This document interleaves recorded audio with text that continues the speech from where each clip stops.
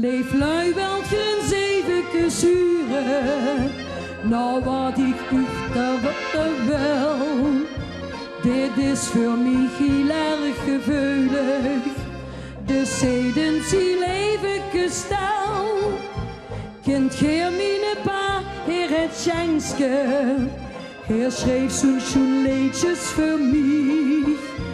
En bij het zingen daarvan mij begeleiden, dat vond er niet meer alsjeblieft. Heer speelde zo schoen op de monica.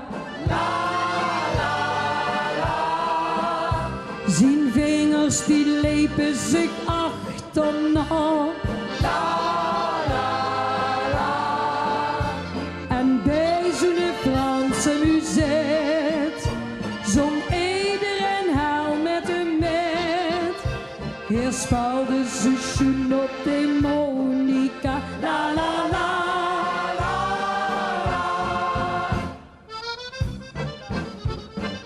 Let op, maar Sjenske is niet meer de jongste. Heer heeft nu zijn werk gedaan en wil nu gaat gewoon profiteren. Dat gaf er mij les te verstaan. Al kan ik hem heel goed begrijpen, ik heb daarvan heel veel verdriet. En wat ik ook ooit nog zal zingen, geloof maar niet dat ik Sjenske vergeet.